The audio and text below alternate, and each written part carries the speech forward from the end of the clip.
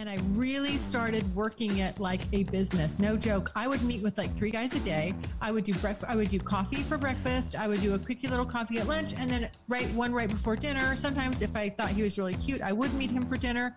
But I would always explain to them, I am here to have sex. I want to have sex, and we're going to meet. I'm going to qualify you, and then we'll decide what, if the act is going to occur. Welcome to Honey Do Me, a podcast that goes into the bedroom and beyond, hosted by Emma Norman and Cass Anderson. Here at Honey Do Me, we don't have all the answers, so we chat with experts, educators, and badass changemakers to get them. We are here to remind our listeners and ourselves that what we're going through is normal, that we are worthy of love and pleasure, and that we are all in this together. So tell us, honey, how do you do you? Sing 1, 2, 3, 4, 3, 2, 1. 'Cause no one can do it like we do it, like we do it, like we do it. 'Cause no one can do it like we do it, like we do it, like we do it. 'Cause no one can do it like we do it, like we do it, like we do it. Hello, hello, hello. Welcome back to the Daily Show. I don't know. I want to sound more and more like a car salesman in the beginning of these episodes. That's my goal, and that's where I hope to be. That's by what the end makes of the people year. feel safe. Car salesman, nothing quite like that. Nothing safety. quite like them. So that's my goal. I hope everyone's doing well. Yeah, stop playing with your cord. I can hear it. Sorry. I get fidgety. You fidgety bidgety. How's it going? I'm doing well. How are you? I'm doing okay. Yeah. The other day, someone described me as attractive but exhausted, and I said, that's true. I love that for you. Thanks. Yeah. It felt really authentic to me. Felt very seen, I imagine. Yeah, because I am attractive, I know. But I'm also like always exhausted. So I felt good. What did we call you? What did we call you earlier last week? Dangerous but sexy. Oh. Hot but dangerous. Hot but dangerous. So hot but dangerous, attractive and exhausted. We've got a good vibe going for us. I love it. Yeah. Those are our new names. So you did something fun Did this I? past week. You did phone sex. Oh my God. I warned you. Emma's like, do we have a story to tell? And I was like, I have something to ask you about. She was like, I love it. So here we go. Oh my God. I'm not telling you anything more in my personal life. Yes, I am. This is fun. You love the attention. I mean, I tried. I've tried. How did it go? It was fun. It took me a minute to warm up to it. So what was done, I guess I'll tell you, is we were talking on the phone. I guess I'll tell you in graphic detail. In explicit detail. We were talking on the phone, and they asked me if I'm just like laying down in bed and like where my vibrator was. And I was like, oh, she's over there. And they're like, go get it. I'm like, okay. And so nothing was really shown, but it was more like I had my vibrator and the thought that counts. I inserted it. Something was inserted at some point during this call. I'm not naming names. I'm not saying what and who and where. And so that was just like, and then we just started talking and kind of like talking about things we've done. Like during the day. Yeah, like how I took a shit this morning. Talked to unemployment office. Yeah. Things Then my like mom. Light conversation, I'd say. But so it wasn't necessarily like dirty talking over the phone, but it was just talking about things we've done or that we want to do in the future when we see each other. And like I didn't like orgasm or anything or like show him stuff, but it was just, I had it in and that was really fun and like saucy. Yeah. And I just like I was more vulnerable than I have been on the phone because we were on FaceTime. We weren't just calling each other. That's visual. That's visual. Audio visual. Audio visual. Unless you're muted. I wasn't. And yeah. So it was something new that I've never done before. And it was fun to do it with him. So I would do again, and I would love to start like exploring my boundaries, but that was definitely my first step over my boundary line of things I've been comfortable with. Okay, I thought you were saying you want to push your boundaries and see like how far can I fucking take this. But I wasn't expecting it, so I wasn't like willing to do a lot beyond what we did. but I'd like to warm up to it a little bit more and then see where I go from there. See where my journey continues. That's fun. I love that. So the first half of this podcast will always be new sexcapades in our lives. That's kind of fun, though. That is fun. That's why you're here. We're just perverts. trying stuff out. We're just... You're the pervert. They're the perverts. They listen every week to us. Emma has some stories. No. You assaulted that man trying to walk his dog. They haven't heard that yet. You will. Emma assaulted a man. In the best way. Yeah. Anyway, what are we doing that's not assaulting today? We have a wonderful episode for you today. We have on the amazing Layla London. So Layla is a blogger. She's a podcaster, and she actually fell into like a 3.5-year celibacy spell. Mm-hmm. Not totally on purpose, but it just happened. And then she realized that was not what she wanted to do. And she totally overhauled her sex life. Mm-hmm. And so she's here today to help us do the same. She gives us such fun steps to take in order to really rev up your sex life and also tell such fun stories. Oh, I'm so excited for you guys to hear the stories. So, on that note, we will see you on the other side. Yes, we will. Yeah. Goodbye. Would you tell us how you got to where you are now? Because you have an amazing story. Yeah, how I got where I am now is just basically I ended up celibate for three and a half years. And I just woke up one day and said, oh my gosh, what the fuck am I doing? I need to change this, and I'm wasting the pretty. I need to get out there, and, I need some connection. I need, some physical touch. So basically within 10 days of making that decision, I had sourced a guy and, we were doing it. Love it. Love it. Yeah. So how did the celibacy, and if this is not a part of your story that you want to go into, that's totally fine. But how did that celibacy stint happen? Like, how did you get there? I think like a lot of people, it creeps up on you. It's not like I intended on it. Mm-hmm. I'm just kind of a type A workaholic. I was just career. And it just kind of got to the point where I started to feel like relationships would take up too much time, and it was time consuming. And, slowly over time, I just somehow convinced myself that I didn't really need those things, or they weren't important, and it wasn't on my radar. And it sounds odd, but before you know it, 3.5 years is just gone, poof. And then, I woke up one day and went, oh no, wait, I gotta raise the Titanic here. This cannot happen.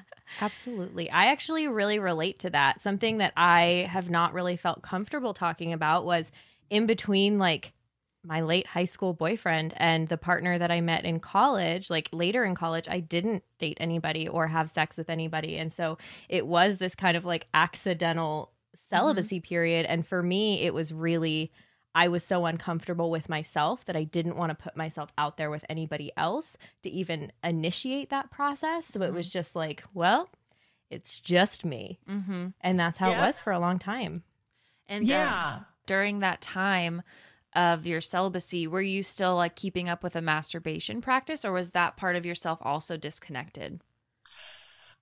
I was barely, really barely. And it's kind of like you just get into this mindset where you lose that side of yourself. You let that part of yourself go. And somehow, like I said, you start to believe or think, it's just not that important to me, I guess. Maybe I'm not that sexual. I should be wanting to have sex. Mm-hmm.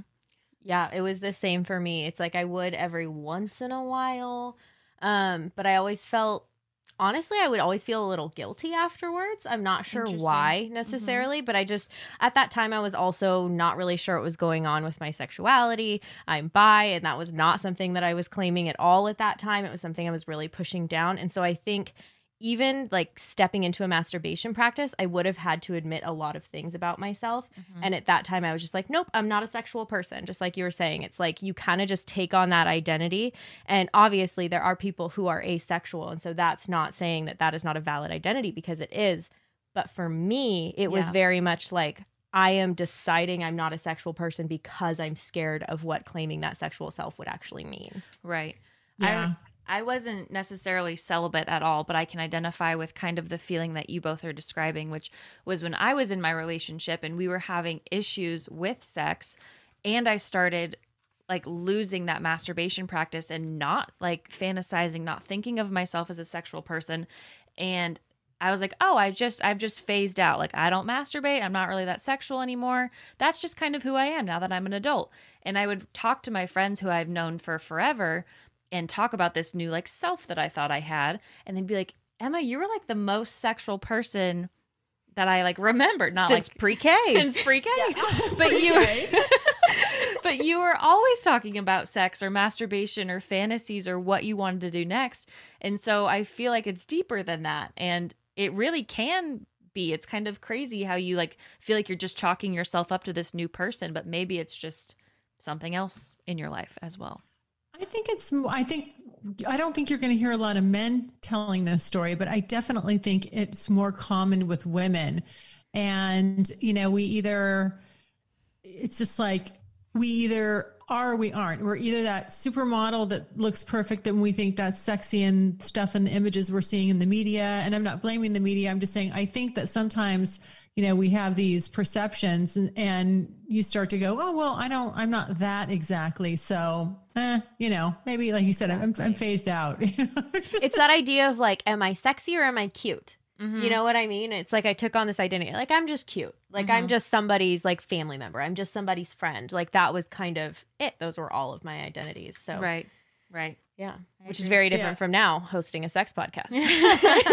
Exactly. Totally. And I feel like what I've done through that is made myself more mindful of it. I've made my sex life a priority, and I've made it fun and exciting and something that I do want to focus on, and that I do get to focus on every day. Mm-hmm. So when you're thinking about it, I feel like I'm walking around like this. Is this what it's like for men? Because I think about it all the time. Mm-hmm. And when you're thinking about it, you know, I mean, other parts of your body are responding. I'm more, you know, lubricated. I'm wet more often. I'm just like, you know, I could be soaking through my yoga pants sometimes. I'm like, oh, I gotta get home. Uh-oh. You know, I'm getting turned on. Yeah.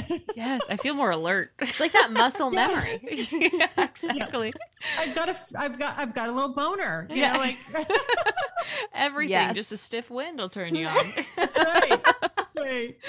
Well, I'm really interested to get into how to make sex your priority. But I also want to start with, what were those 10 days like for you? What was that right after you decided like this is stopping now? What were your first steps and how did that process unfold? Yeah. So I since I'm a business person, I just kind of really approached it like a business. I was still that type A about it. Right. And I'm like, okay, you know, if you have any goal business wise or anything, whether it's, you know, weight, you know, you want to weigh less, you want to exercise more, you want to eat better, all this stuff, you know, you have to focus on it, and you can't really manage what you don't measure. So I said, okay, I'm going to make a sex bucket list.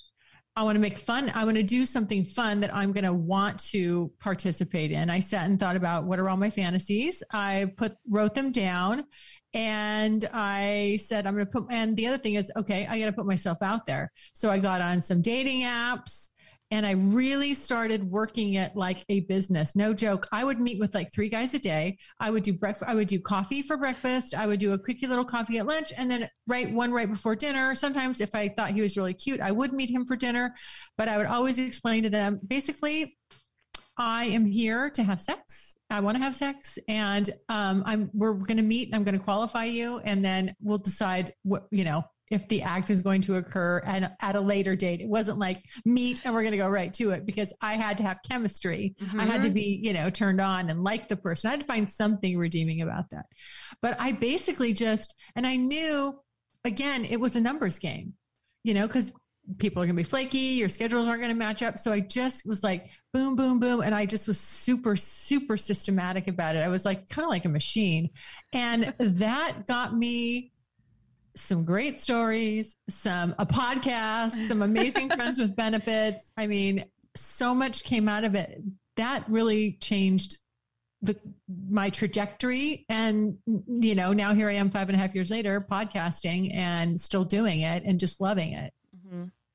So did you have to overcome any of those feelings of I'm not a sexual person? Once you made that decision, was it still hard to put yourself in the position of like, all right, I'm going to have sex? Or did you just flip a switch and you were ready? No, it was more like fake it till you make it. I felt awkward again. I felt like, oh my, nervous. And, but I didn't act like that. But that's really what deep down, I was going through all that. And I got really lucky because the first guy that I met was really attractive and very witty and charming. And he knew the backstory. And, and I was just like, okay, you're going to be the first guy I'm going to have sex with in 3.5 years. And he was so nice about it. And, he really courted me, it wasn't just like, okay, you want to come over at 5:00 and, I'm going to stick it in you. No, it was, we started to kind of date a little bit. We went out to dinner and then he got a hotel room and he had all these, candles and he had music going. He had his playing. Love the music. He really put in an effort and made it romantic and, and touched me the right way. So it felt very natural. But I was still nervous and I actually did not have an orgasm that first time. So we made sure that we did it again so that I could. So that you were able to finish. See, that's the kind of casual dating I feel like I could do. The way you're describing it is like you still have that like kind of courting period, even if it's shorter, but it's still like showing that you're invested in someone and seeing that they're invested in you with your clothes on and, outside of the bedroom. And I feel like that would also really be a turn on for me as well. I like that.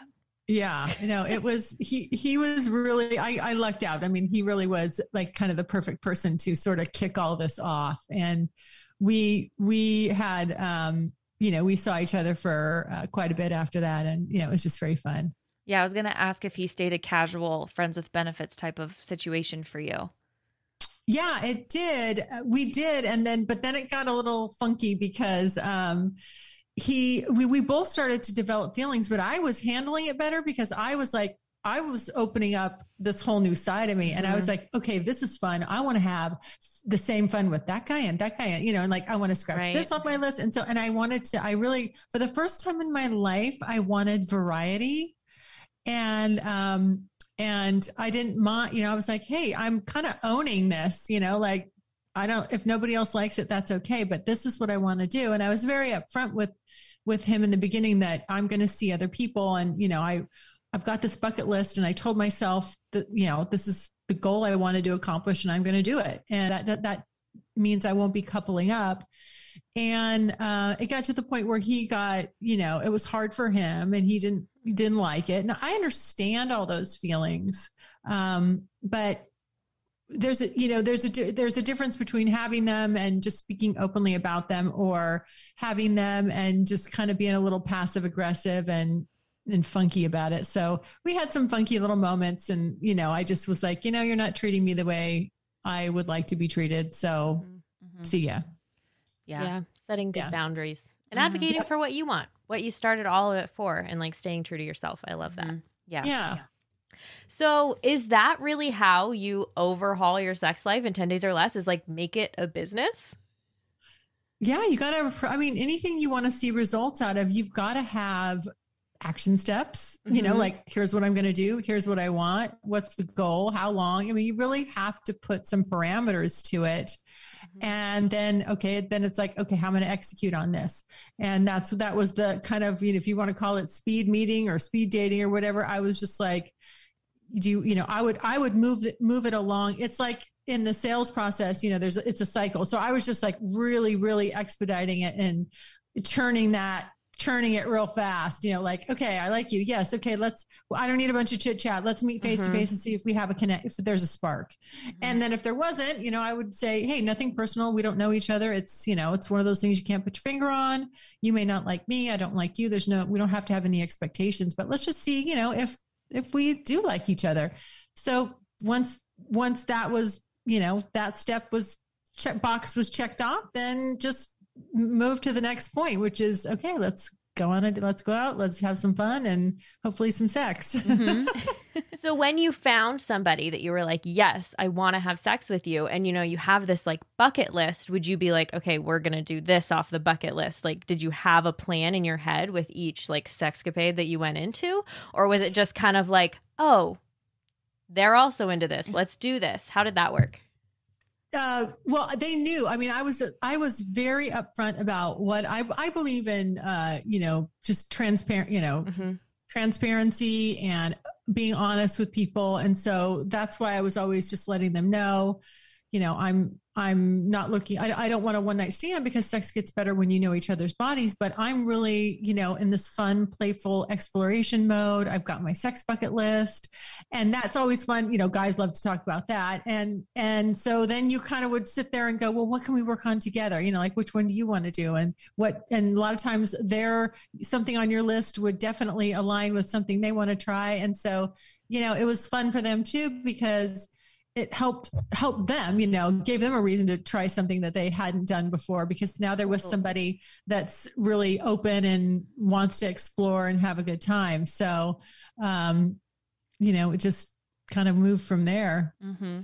With the sex bucket list, how do you make that? Like, if somebody doesn't really know what their fantasies are or isn't sure how to start exploring that, what are your recommendations? Because honestly, for me, especially when I was in that like celibacy period, I wouldn't have known what to put on that list. Mm-hmm.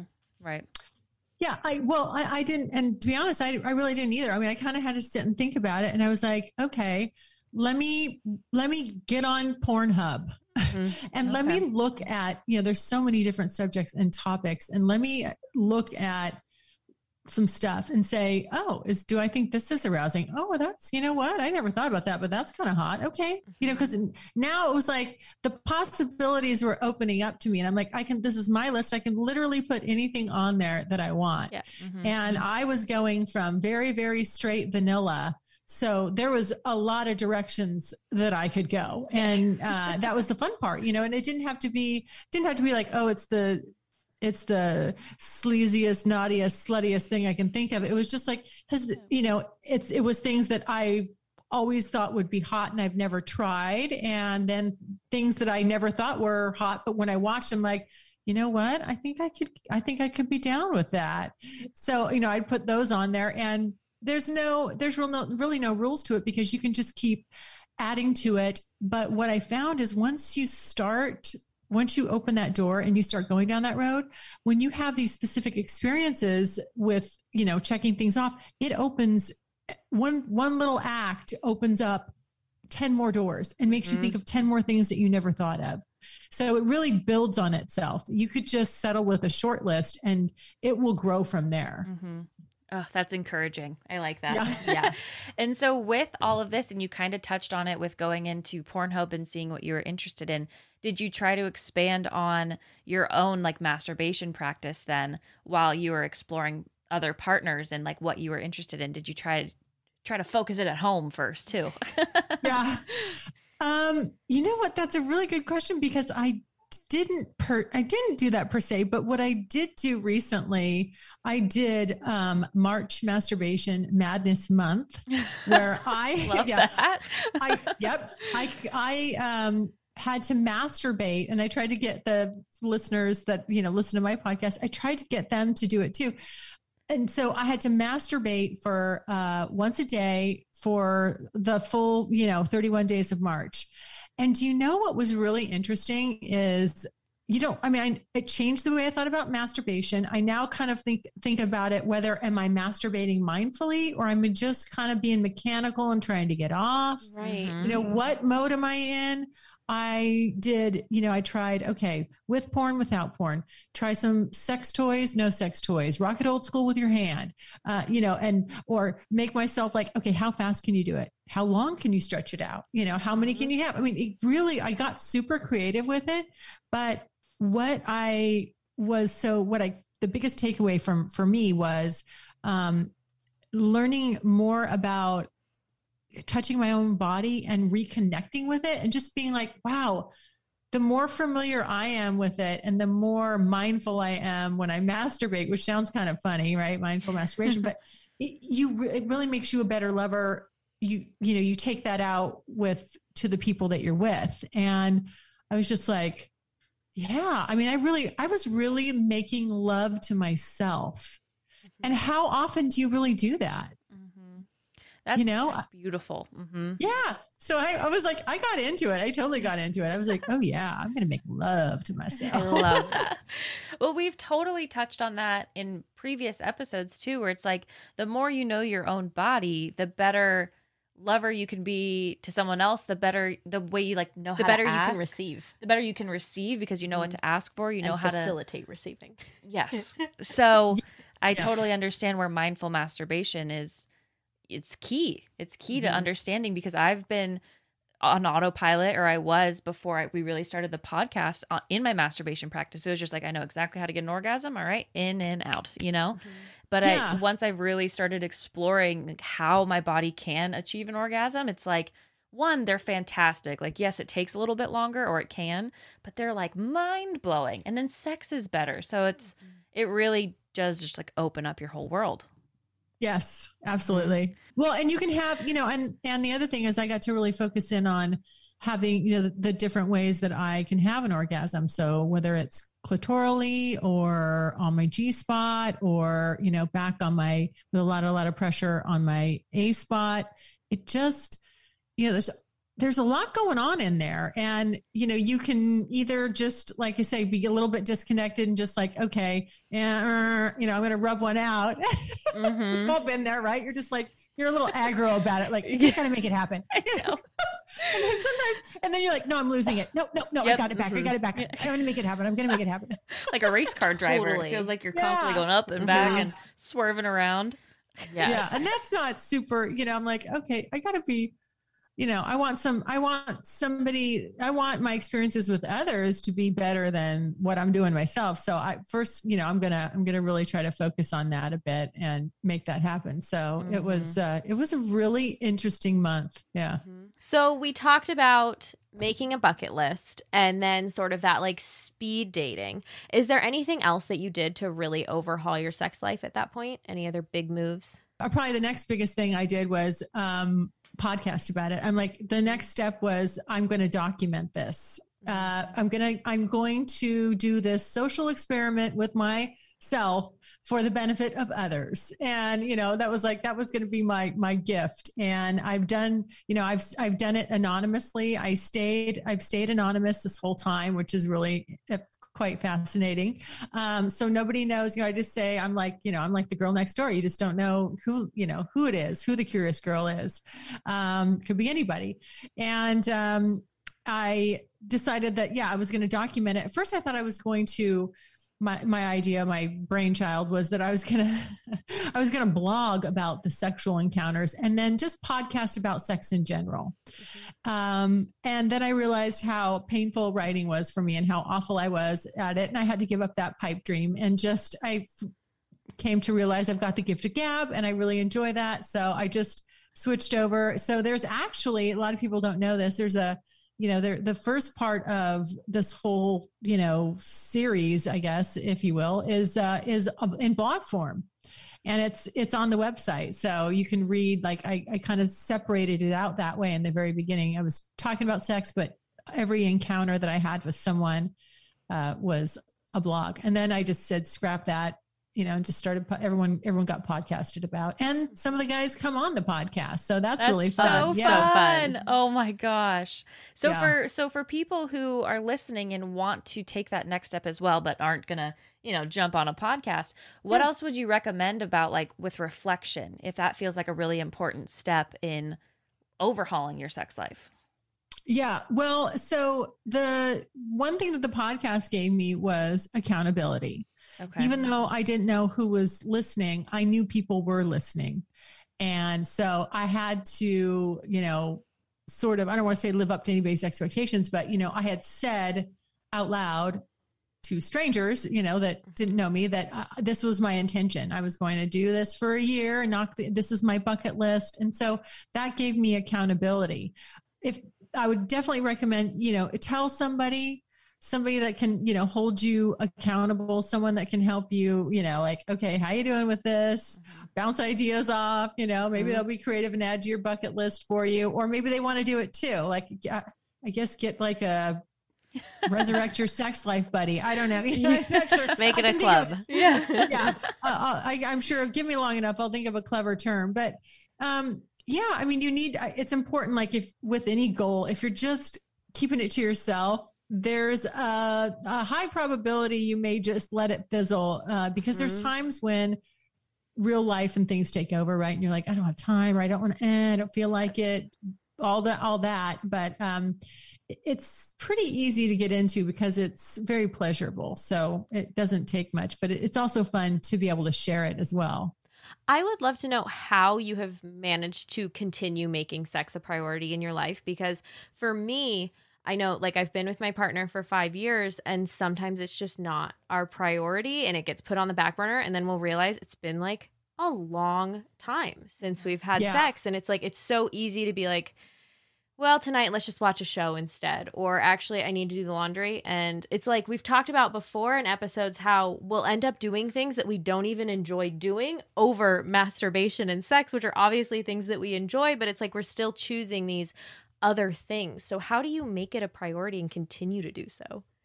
Yeah. So I feel like, first of all, I feel like women can really be the ones to take the lead on this. And, you don't even have to tell him, you're doing it. Just do something, one little thing. It could be small. Maybe you send him a, sexy little picture of yourself, or, just make a little list like, okay, this week I'm going to stick my hand, I'm just going to kind of rub his leg a little bit, be a little flirty, whatever, small little things, but do one or two little things. Don't tell him, do one or two little things every day. And then those are going to start to accumulate, and you don't even, like I said, sometimes you can fake it. You may not be in that mindset, but once you get yourself going in that direction, it's not hard to maintain, because let's face it. I mean, I've never had an instance where I was like, I wish I didn't have that orgasm. Right.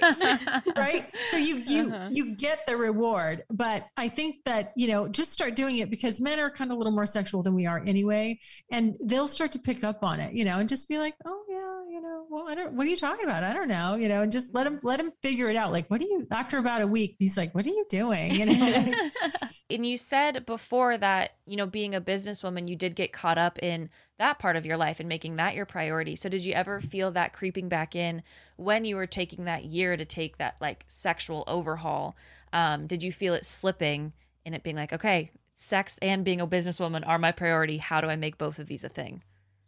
Yeah, not so much in year one. I think after because I was on the high of it. I'm like, fuck. Yeah, I've got my orgasm glow. Yeah, I'm having a lot of orgasms, a lot of fun sex. I mean, it's been, honestly, I have to say, just hands down, one of the best things I've ever done, best decisions I've ever made. And then after that, it does. After about the first, maybe a year and a half, 2 years, then I had to really kind of decide, okay, different things come up, it's like, well, do I still want to do this? Okay. It'd be so easy to slip back into old habits.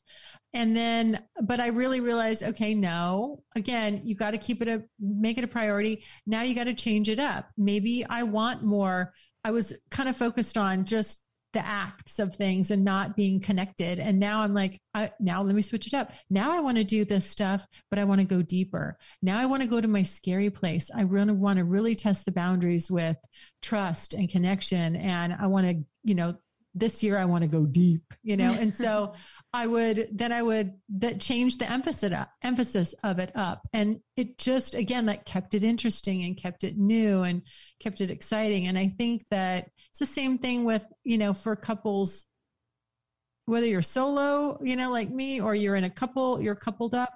It's just that it's work, I mean, if that sort of takes the wind out of everybody's sails, I'm sorry. It is just something you got to work at, but it's fun. Totally. I mean, it's, the reward is there. It's not like, I mean, it feels good and it's fun. And if you just sort of work on changing the emphasis, and you start to see there's like these chapters to it. There's, these chapters in your life.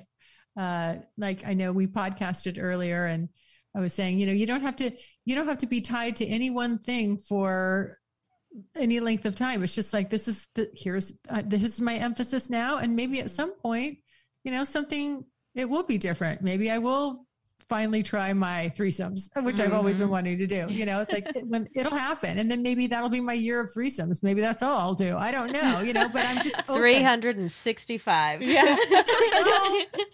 And I love that mindset that we spoke on earlier of, maybe right now I'm doing this, but tomorrow and next week I could be doing this. And that I think that really helps, like you said, keep it fresh and interesting and keep you stimulated and keep you really focused on what you came here to do, which is overhaul your sex life. So yeah, I really think that helps, because I do definitely get caught up in like, nope, that's my identity. I'm a monogamous person. I'm not a casual sex person. But it's like, but you have these fantasies.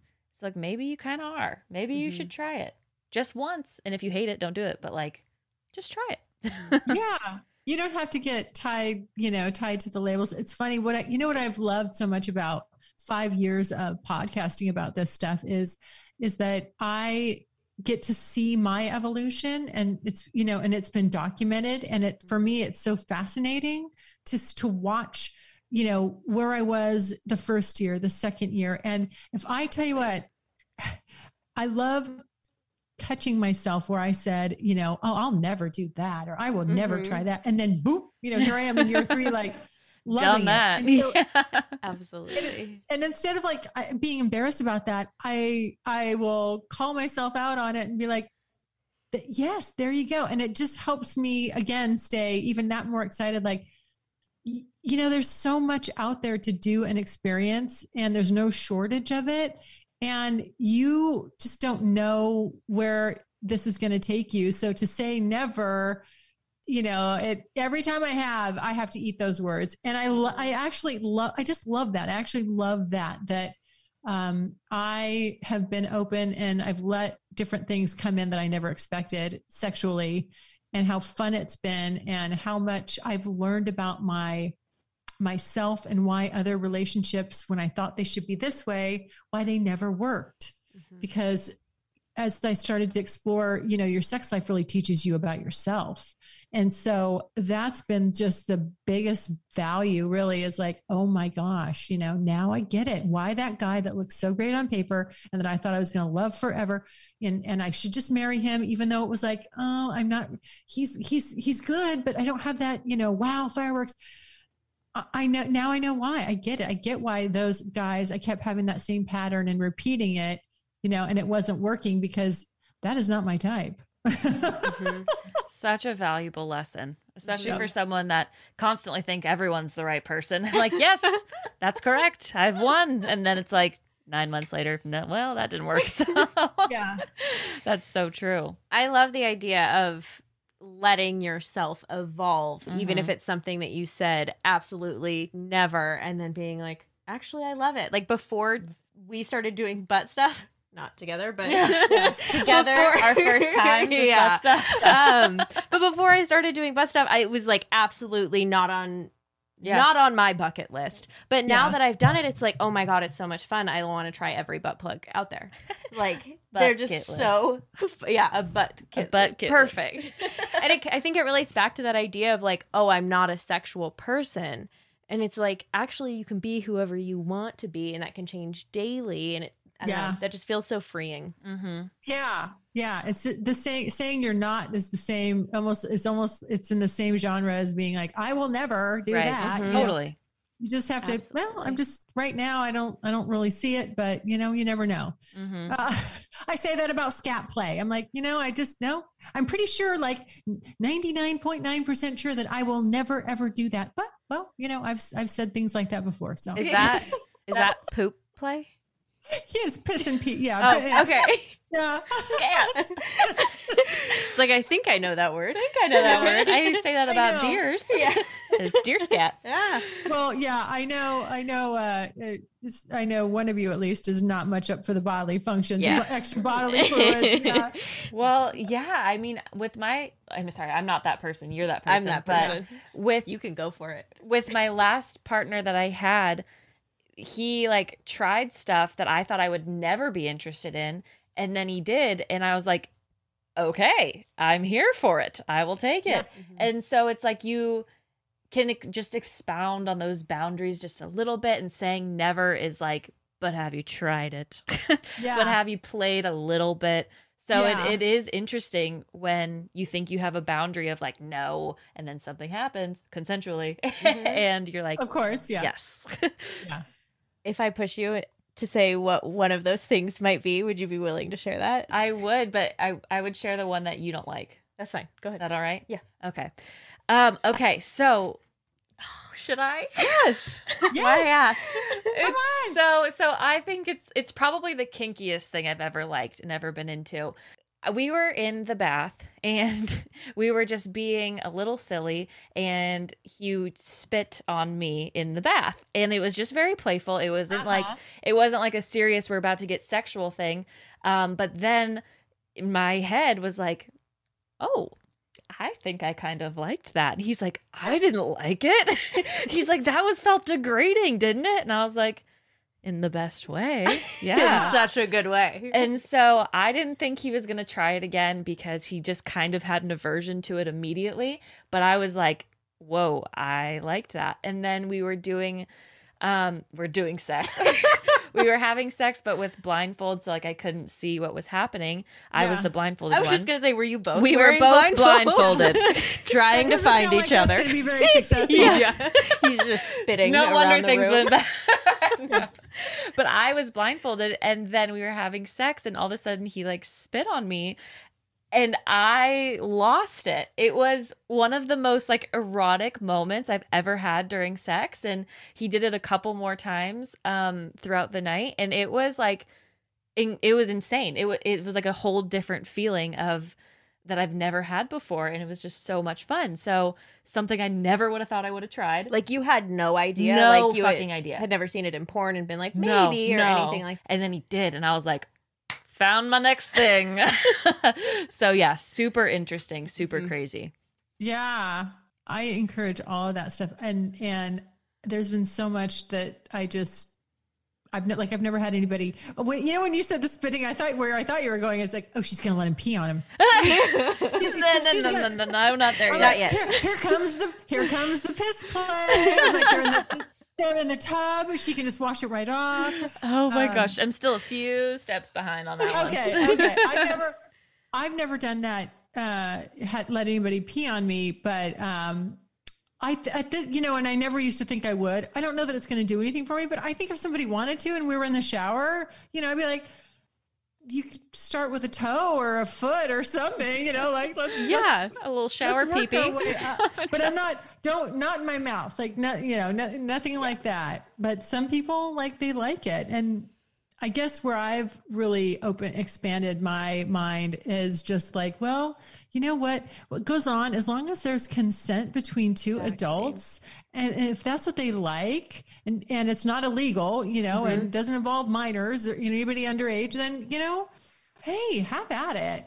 Exactly. If it's consensual adults, if that's what gets you going, if that's what gets you off, why shame yourself into saying no, that's not right, or this isn't something that I should be into? Why? Who said? Who says? Because the person who's saying you shouldn't be into that is probably also saying you shouldn't have sex in general. Yeah. So it's you're already not listening to them. You're already not going to listen to Right. them. Tuning them out. But I do know what you mean. The spitting is hot. I like it when a man spits, spits on my pussy and uses it for lube, even though it's not the best lube, but I like, we'll let him think that. But just the act of it, I think is that turns, I'm like, oh, that's hot. And before I started doing all this, I was like, ew, why would you do that? Like that seems gross, and now I'm like, yeah, just because it's so raw and primal and you're in the moment. Primal. That was the word that I was just going to say. And that's what we were talking about in our shower sex episode was like, oh, why would we do this? Because, neither of us necessarily had like our favorite experiences there. But it was like, it feels more primal. Maybe it's because one of the elements is involved. Yeah. I don't know. But it's like those primal things, while spit is not my thing, it's like I understand that aspect of it, of just like the wild, it's like in the moment, I have to have you. And the mess. Yeah. The mess. Ugh. Yeah. Take it over again.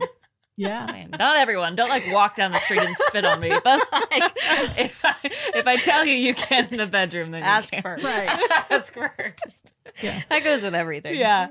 So we've talked about your experiences with these partners and how they've kind of opened up what you're interested in and who you are. So what makes a really good partner? What makes a great sex partner to try all this stuff with?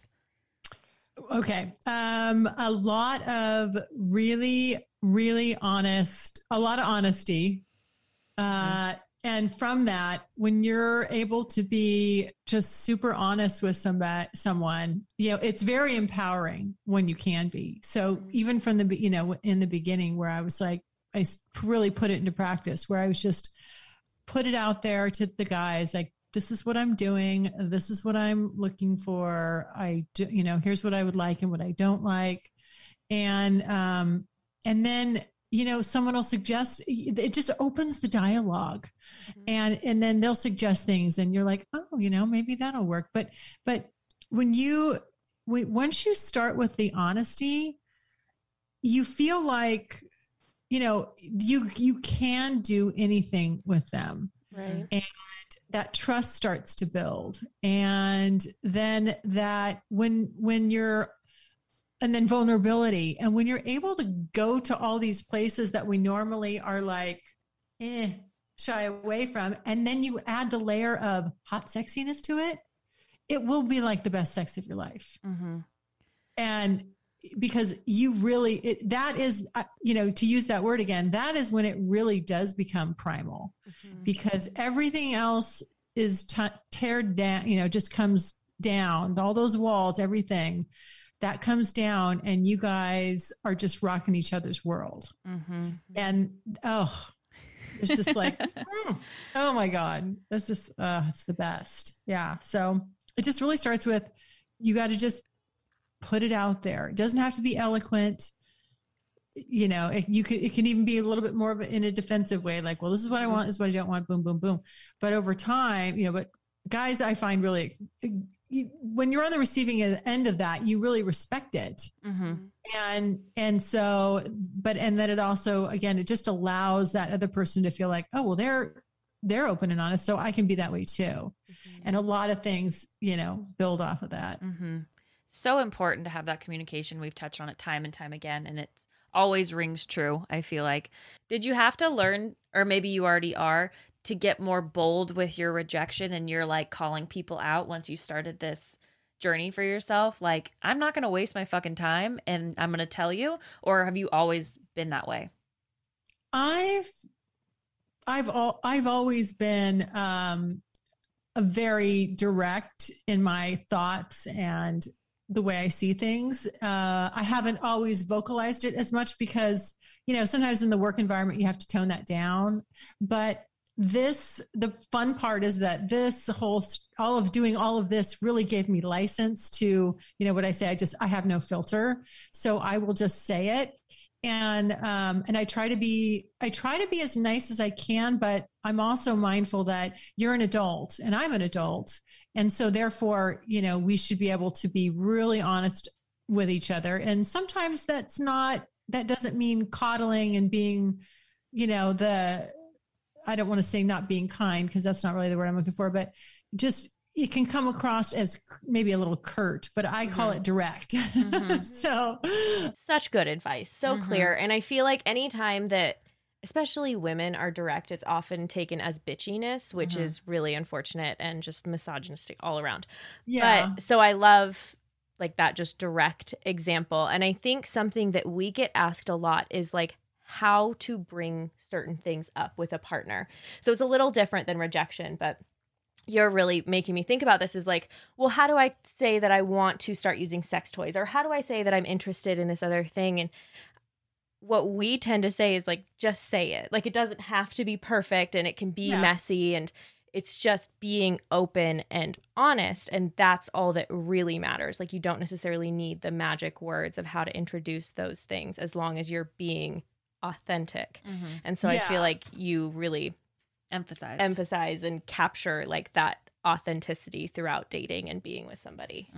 Yeah. Or, and I get it. 'Cause sometimes it's just hard for people to get over that hump. Like, they want to express themselves and they don't really, like you said, they're not really sure how to say it. So a lot of times what I recommend for if someone's having an issue, like, let's just take them toys or whatever, watch, put some porn on or put something on with your partner where there are toys involved, and then go, God, that's kind of hot. What do you think? Just like, oh my gosh, look at that. Woo. Like, more neutral, like, what's your opinion on that? Not saying like, I want to do this now. Being like, what do you think about this abstract thing? Like, look at the way she's touching herself. Oh my gosh. Looks like that's really kind of doing it for her. I wonder, I wonder if you touched me in that way. Yeah. If I would have the same reaction. Let's try. Or just even, wow. Just plain old wow. Wow. They'll pick up on it. Yeah. Just an Owen Wilson. Wow. I'm pretty sure, that's a lot of times, that just opens the door wide enough that they'll take the ball and run with it. So, yeah. And so to wrap all of this amazing talk up, do you have any like crazy sex adventure story off the top of your head that you can tell us from the year that you spent exploring yourself? Or any of the years.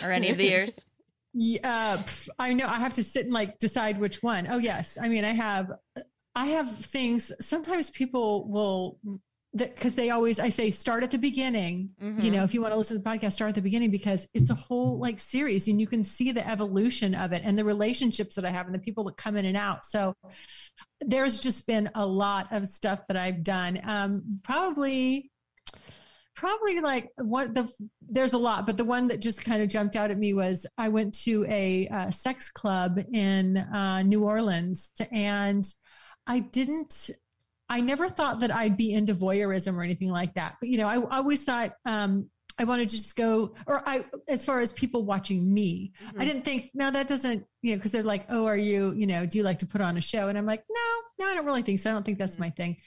But, it's kind of fun to go when you're in a sex club, go with a partner, and you're in a naughty place and you can touch each other and do things and, things like that. Well, we went to the sex club, and we were both, he's very tall and I'm very tall, and I had on 4-inch heels. So I was 6'2" and he's 6'6".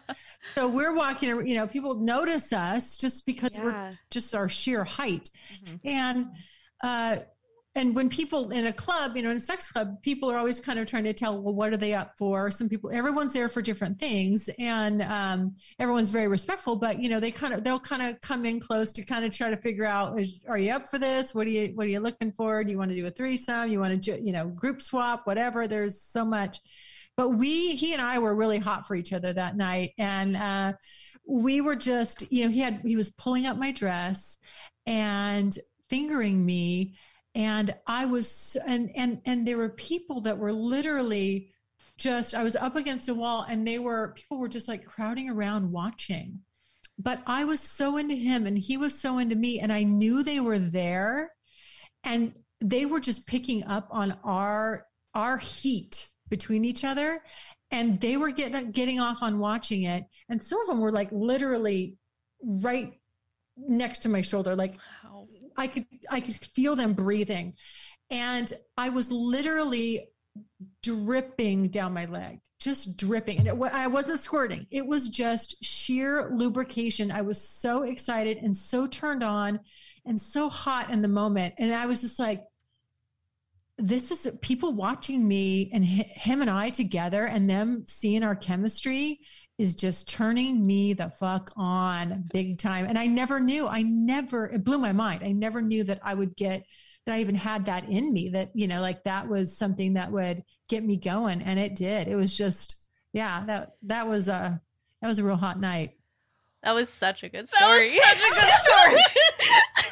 I'm over here like, woo, just cooling off by myself. Yeah. Oh, yeah. That was cool. Oh my God. That's fucking amazing. Did you go there with the intention of like having sex or doing sexual things in there, or were you just going to watch and then you happened upon like becoming the person that people are watching? Well, we kind of thought maybe it would be fun again. Like maybe we would pick up a third, like maybe it would be a female, a random female. And again, that would play into my randomness opportunity. Like we do this, we don't even know her name and we leave. Totally. And then, we had really good communication. So we kind of knew, hey, these are possibilities. These are things that are on the table. And then these are hard limits. These are things that aren't an option. So, like me making out with another guy, he didn't want that. He doesn't want to watch that. He's kind of an alpha guy. Like it's not going to be hot for him. So, we just talked about all that and you don't know when you go, we've never been there before. You don't know, what kind of people are going to be there, what the chemistry in the room is going to be like. There's just a lot of unknowns, but we knew that at the worst case scenario, like we were totally into each other. So we could have fun. And I thought we would get like a little private room and maybe, have sex in there. And people are like, you can pull a curtain. So, people are out and can hear you, but they can't see you. That was kind of like my initial thought, but it just ended up being into this huge, sexy, voyeuristic experience. And I was just like, yeah, and he really knows my body. And he's like, oh, that's the wettest you've ever been. Like you were going crazy. And I'm like, I know. That's amazing. No, that was amazing. Thank you so much for telling that story. That was cool. What a way to end this episode. Oh my God. So if that doesn't make you want to overhaul your sex life, I don't know what will. That's right. You guys are fanning yourselves. I know. That was I have like a small little thing of being interested in voyeurism. So hearing that was like, yes. Tell your voyeurism story really quick. Your accidental one. Yeah. Oh my God. It's so stupid. I was masturbating in like the middle of the morning and I was trying out a new position. So I was on my knees and my vibrator was in me and I was kind of like riding my vibrator. So I got an orgasm from it that I had never had. It hit a spot. I was having so much fun. No one was home. So I was loud. I was like, fuck yeah. Great start to my morning. But I didn't realize that my window was open. My blinds were up and my window faces stairs that people walk up. And this guy was out there and he's like, come on, to his dog. I was like, I was like, I'm so sorry. So I just fell back onto my bed and I was like, oh, like I kind of liked that, but that was also not consensual on his part. Right. He did not want to hear that, probably.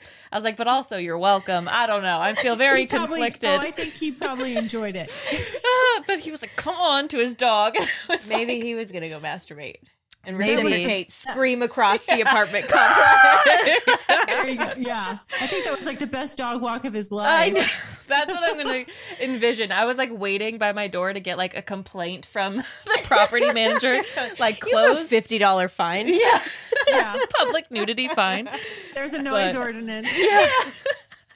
So that's the closest I've gotten, but I really like your story. Yes. Well, see, I've as I listened to you guys talking about things on the podcast we did before this where I was interviewing you guys, I hear a lot of potential. I do. Flattering. That's very flattering. Yeah. I hear I'm like, oh yeah. I can already tell you I'm like, I'm pretty sure if they try this, they're going to be really like, I could pinpoint, like instead of doing your astrological chart, I could do your sex chart. Like I would love nothing more. Love nothing more than a sex chart. Just a brief rundown. You're like a, voyeur with spit play rising, like, Never felt more seen in my life, Layla. There you go. Yeah. Oh my God. Well, Thank you so much for having me. Thank you so much for coming on. Where can our listeners continue to connect with you after the episode?